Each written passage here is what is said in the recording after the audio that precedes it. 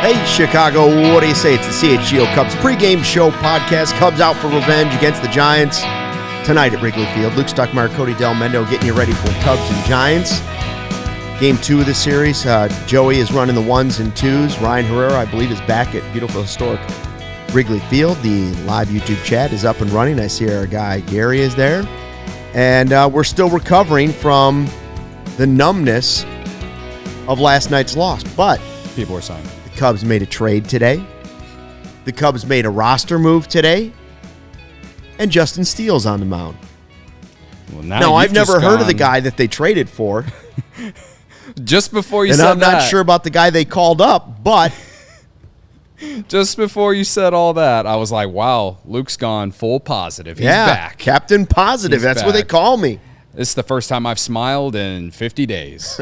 That's a lie, but this is the first time I've smiled in the last 24 hours. Last 40 games, I believe the Sox have the worst record in baseball and the Cubs have the second worst. Something like that. Chicago deserves something better, like man. That. Yep. You know what's messed up, though, is the fact that the Cubs are still only like 2 games out of the wild card. See, there's Captain Positive right there. You almost ripped your shirt off, and there was the Captain Positive logo right on your chest. It's either I'm positive or I'm shitting on the expanded playoff format that MLB implemented a few years ago. You decide. I don't care either way. You shouldn't have this many teams under 500 thinking they can still make the playoffs. Yeah. That's too many. That's too many. To be fair, they are 5 under. It's not like they're 15 under. But it feels like they're 10 under. Sure, yeah. Well, they have been playing under 10 under 5 or 10 games under 500 baseball over the last 50 days or whatever. So yes. But I'm ready to be hurt again tonight, folks. Speaking of, Scott in the live YouTube chat says, worst way to lose tonight? I'll go first. Steele goes 8 innings, scoreless, and they blow a 6-run lead in the 9th. Well, that would be worse than last night. That would be worse than last night. Last night was slightly predictable at a point, right? Well, all the losses have been once the little things started to like happen, it was almost like watching the Bartman game from that point on. Like the other things, you knew the other things were going to happen, not because of what he did. You just knew, as Lou Piniella used to call them, Cubby occurrences were on the way. Yeah. And when you have a team that's not playing well or living up to expectations, Cubby occurrences have a way of coming back into our lives. Yeah. With a little stretch where they didn't exist. Yeah. They're back. Cubby occurrences are back. Last place. Dead last. But if they win the next 2 games and perhaps the Pirates and Reds lose, we're right there in the middle of things. How tonight? I'm such a sicko. Last night was so bad because it was like almost losing those 2 games to the White Sox. Well, this time you lost. I mean, the team literally didn't drop a pop-up. They looked at the ball drop out of the sky in the infield, and that was going to impact the final score. And you still couldn't take advantage. You still couldn't take advantage of it. Yeah. So Mike Tauchman got hurt in the game, left groin strain, 10-day injured list. As expected, I guess, depending on who you asked, we guessed last night. I said, so is Canario finally going to get his chance? Is the red-hot bat of Alexander Canario finally going to come? Because we realized that there was no way to really bring him up, right? Mm-hmm. You had enough outfielders. You had PCA. You had Tauchman. And you had your 3 starters. So it's like, how many outfielders do you want to carry? Well, sure enough, it's not Canario. No. Well, and I'm not, to be honest with you, I wasn't even surprised by it. Like, but Cody, what what is Master Boney going to give you? Like, how is he going to help you win? How is he going to help pull you out of this? Like, at least Canario, at least if you bring up Canario, maybe you have a chance of this guy comes up and slugs a couple home runs and you catch a rookie bat at the right time and he carries you for a couple games. What's Master Boney going to do? Nothing. He's going to sit on the bench and he'll get some random ass at bat in 3 to 5 days in a high leverage spot, and he'll probably strike out. Isn't Bodie here so Master Boney doesn't have to be here? Yes. I just yes. I'm not disagreeing with you at all. And the only reason I said that I'm not surprised is this is how the organization has acted the last 2 years. They're never aggressive with any of their they're never best bold prospects. Yeah, they're never bold. They're right? they're not bold on the trade market. They're not bold with free agent signings. They're not even bold with their own roster, man. That's the only good thing that comes of not calling up Canario, Luke, is that PCA is going to play every day.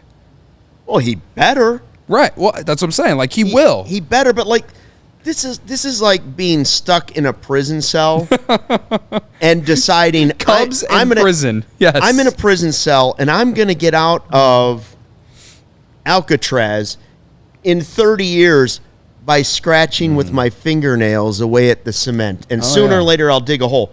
Or you could have your buddy who owns dynamite and a truck try to blow up the wall and get you out on a speedboat. Yeah. I'll say this. I would have loved to see the Cubs be a little aggressive with Owen Casey.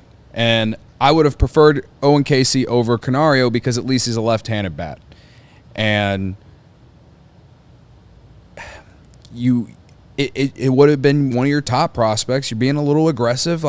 Canario, yes, I know he's been hitting well in Iowa, whatever. He's also been up multiple times, and I know the OPS is high and this and that. He's also striking out 40% of the play appearances that he has. Feels like he swings for the fences every single pitch he gets. So I wasn't necessarily upset they didn't call up Canario. I'm more upset about the fact that they didn't call up anyone that anyone would have actually been surprised to see. No one's surprised. No one is surprised that Master Boney is here. If anyone is surprised that Master Boney is here, you haven't been paying attention the last 2 years, man. So he's going to sit on the bench like Ryan is saying in the chat right now, and that means PCA, Bellinger, and Bush will play every day in some way. That's okay. Yeah. That's okay, but in my eyes, it's all right, well, at least have Canario on the roster, and I know people would complain that he's not playing, but he might give you a pinch hit that can change the game at the end of a game. Yeah. You're struggling to score runs. Master Boney might be a guy who comes in and pinch runs. You're not going to... If Canario sits for the next 10 days and only pinch hits 4 times, right? Mm-hmm. You're not going to stunt his progress at AAA. He can still just go back to Iowa. But what is Master Boney going to give you? Like I just said, he might give you some speed. And this is the thing too, Luke, is that it's boring. No, I agree. It's boring. I agree. This is the thing too, though. Master Boney has also been hitting really well at Iowa. But the reason that I don't like it, outside of the fact that obviously he hasn't done well at the major league level, but the reason that I really don't like it is the fact that Bodie is already here. Bodie's going to play over him. No. Nico and Dansby are here, and even though I think Nico's hand isn't okay, and he's still going to play every single day, clearly, all right? So Master Boney's the very last guy on the bench, and he will come in to probably do pinch running of some sorts, and he might get some pitch hitting at bats. Which honestly, for the type of player he is, the role that he would have on any decent team at all, that would be it. But the thing that's upsetting and annoying is the fact that the offense has been struggling, and you have a guy like Owen Casey, or in your what you're saying, Alexander Canario down there, and it's those guys can make a difference. But the Cubs are looking at it as they want those guys to get everyday at-bats, and they aren't going to get it on the Major League team, which in some ways you can criticize too, because Mike Tauchman was getting everyday at-bats, and I know value-wise he had been one of the most valuable guys on the team this year. However, he can't hit the long ball on a regular basis. Those two guys that we just mentioned, they have at the minor league level. So I agree with you in some aspects about it. It's just that I'm so far way past like caring about this because this is no surprise. They've been doing this for 2 years. So, whatever. If they start winning games, I'll give them all the credit. Sure. It was when Master Boney was called Boney's up, gonna brother. walk it off tonight. When we win 5 in a row, it's because Master Boney was called up. Maybe it's because Bush is hitting second tonight in the lineup and PCA's playing more. Like I don't know. There's all kinds of problems with this team, man. Like I'm so far past complaining about who's getting called up and who's not getting called up at this point because it's just an endless frustration from this organization. I just want to have some sort of anticipation somewhere in the game when I'm watching it where I'm like, well, we could get a big boom or bust. Well, we could get a Canario at bat tonight. We'll see what happens. And I see what Sean Caselli, by the way, in the live YouTube chat says he's canceled his marquee already. and he says Jed doesn't care about winning. He's worried that if Canario comes up and looks bad, he's going to lose his trade value. I don't know. I'm to the point where I wouldn't trade him anyway at this point. Well, what's one guy going to do? For instance, they went and traded for cash considerations. They got a catcher. They traded cash considerations. Cash considerations going away, and they got a catcher from the Phillies. Who I don't know how that's going to factor in, but what? Okay, he's a career minor leaguer, but he. I'm trying to figure out. Is that because they needed to put somebody somewhere because Moises Ballesteros was called up to AAA? Probably. I don't know. He's from Park Ridge. There we go. There's the local connection. That's what it is. 27-year-old. Local hero comes home. The numbers in the minor leagues. I apologize. He is one of us. I don't like. I saw the only reason we're talking about this is because I saw it on Twitter like 5 minutes before we started the show. And poor C.J. Edwards. Yeah. How Gary bad? Rappaport here reporting that Phillies catcher was assigned to AA. Yeah. There it is. So it's to fill in for Ballesteros. Yes. Poor C.J. Edwards. Right? Yeah. I guess. DFA'd. How bad he wasn't bad do DFA'd, things he's have just to released. be? Okay, he was released. How bad do things have to be going for you Yeah. to be released from the Cubs when the bullpen's going the way it is right now? That they won't even say, man, we got an inning we'll give you. Yeah. That's it. Nope, we're going to go back to Neris. We think we'll go back to Neris tonight. I mean, there's a handful of dudes on the 40-man that I'm like, you easily could have taken them off the 40-man. But my silver lining to it is that Ethan Roberts got put on the 40-man on Sunday. So they both had opt-outs this past weekend, and they put one of them on there. So I think Ryan's mad at us. Ryan said, we're talking about the 26th man on the roster. Master Boney's here to sit on the bench versus a prospect who would be behind 4 guys if it's in the outfield who could continue to play every day in the minors. And I'm just saying, yeah, but it's not like you're taking him for 2 months to sit here and not play at all. Mm-hmm. Guy went on the 10-day IL. You can't call him up for a cup of coffee and a couple pinch hits. Well, no, I believe it was reported he's going to be out at least 4 weeks. I know. Well, you'll have some other adjustment. You don't think that's going to be you think that's going to be the last roster move they have to make? It's true. There'll be another one coming. Maybe that's when they make the move. 26-man just doesn't boring. matter when the rest of your team can do literally anything, but they're clawing at every run, and now they added a dude that hits worse than Cody during BP at Wrigley. So that's cold. See, that's cold. I didn't realize that's he's what he said batting at the end. 500 I didn't in want to read that softball. part, but it's true. They're losing a lot of close games on the margins. Unfortunately, there's a lot of guys on the team playing like the 26th man on the roster right now. Yeah. I just want one that might give us something exciting to watch. I think if Happ, Say, or Bellinger got hurt, we would see one of those guys because they would play every day. They're not going to play Canario or Casey every day. And the thing is that Tauchman had been playing every day. And he didn't have to play every day.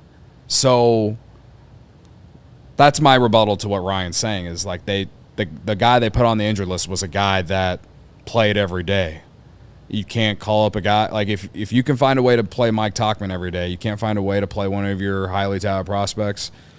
Like that's it. That to me that's it. But the only pro side of it is that they better play PCA every day, and Michael Busch better play every day, because that's their explanation, is that way those two guys can play every day. Speaking of muss, So, folks have to go right now to allchgo.com and sign up for our road trip to Milwaukee.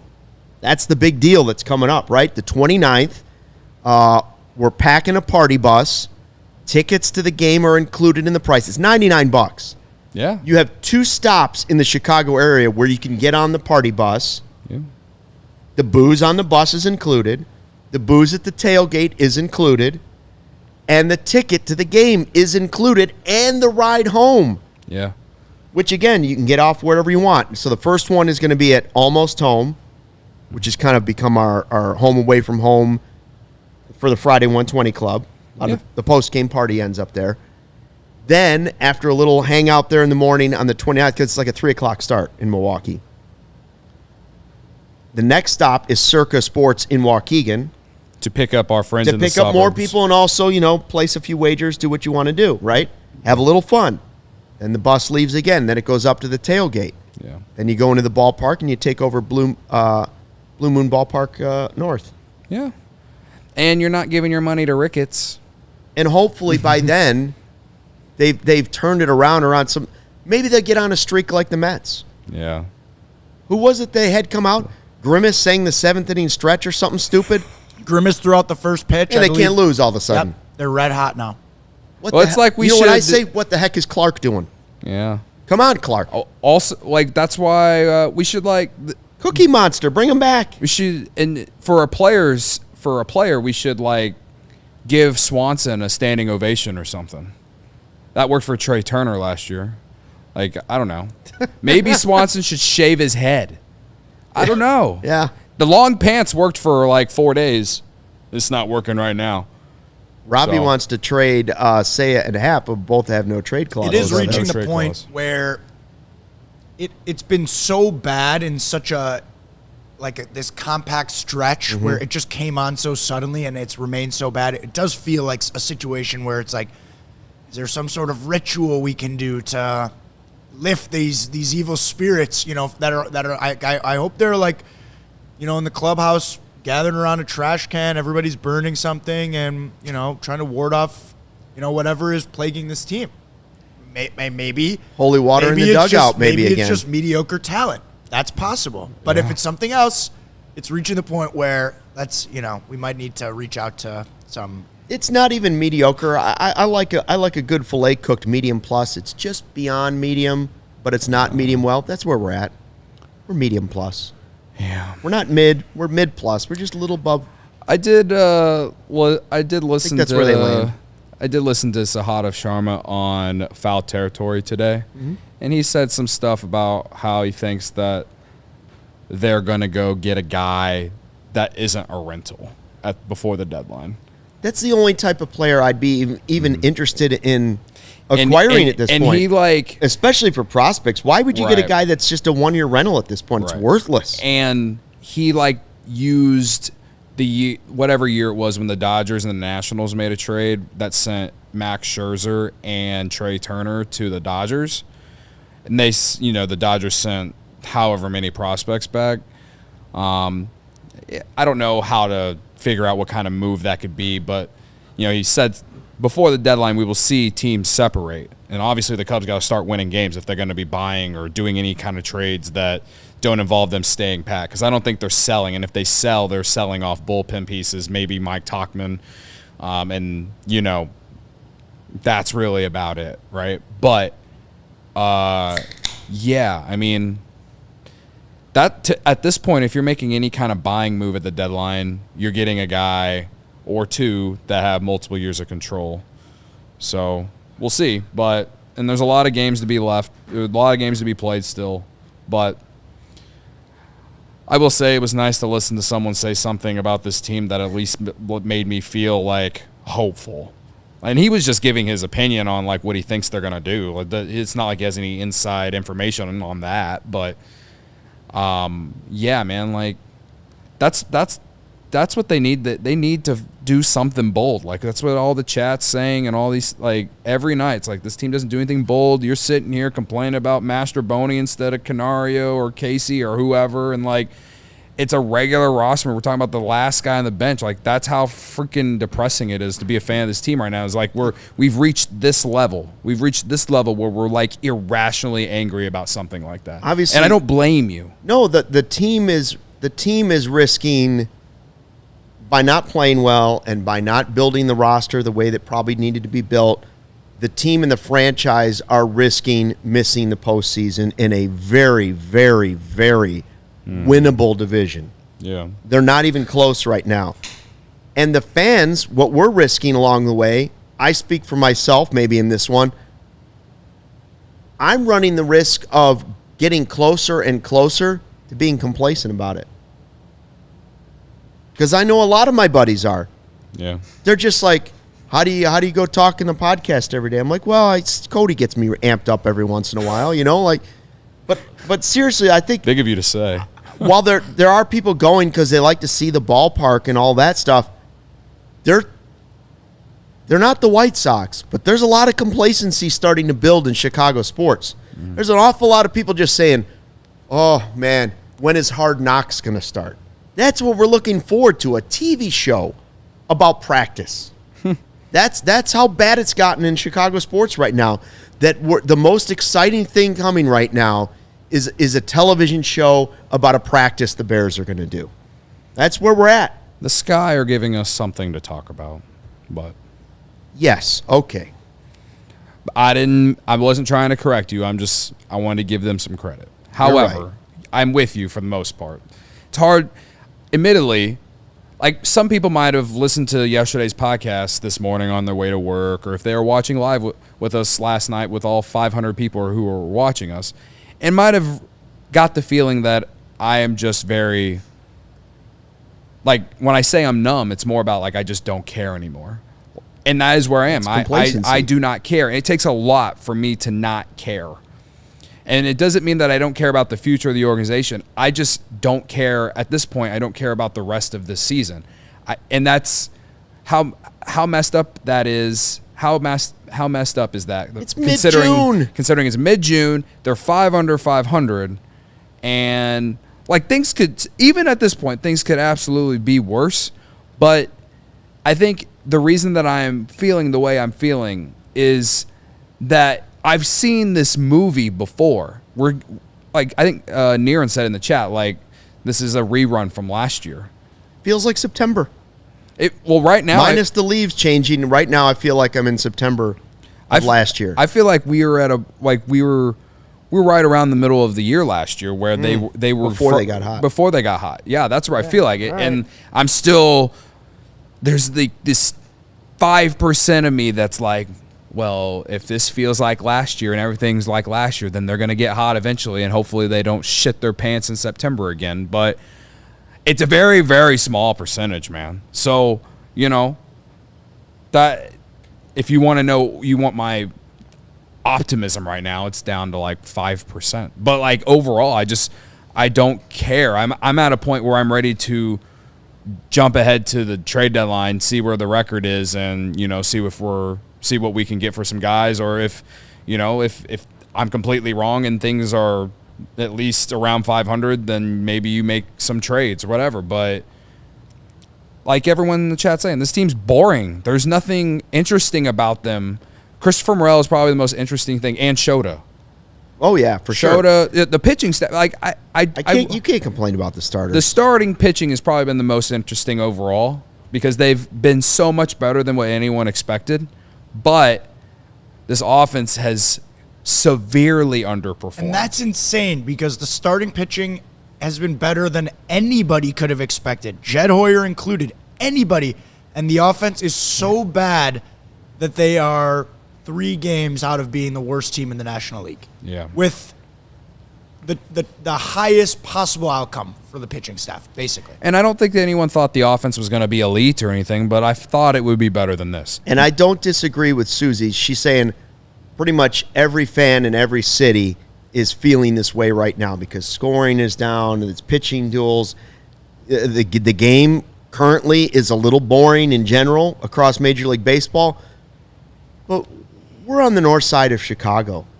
This isn't Cincinnati where you expect boring. This isn't Pittsburgh where at some point in the season it's boring. It's not Kansas City where the season is boring. Mm-hmm. You know, there's tons. It's not Tampa where the season is boring, even if they're good.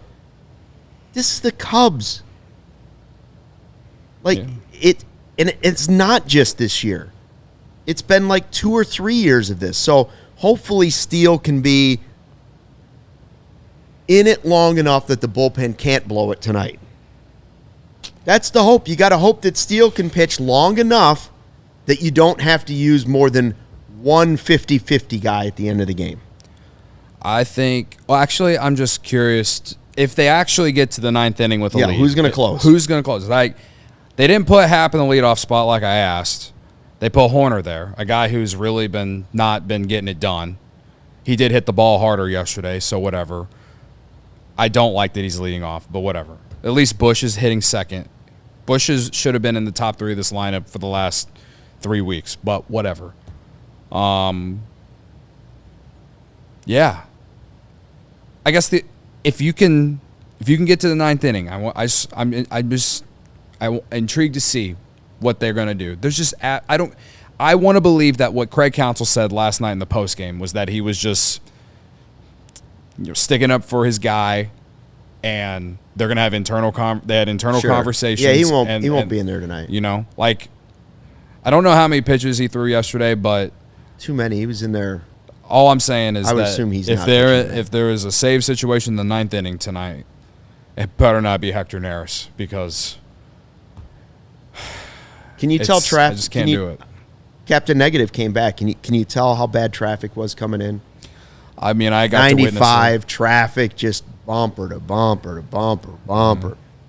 Did you feel the wind? And as I'm sitting there going like this, falling asleep at the wheel, all I could think about is how bad the game was last night. Yeah.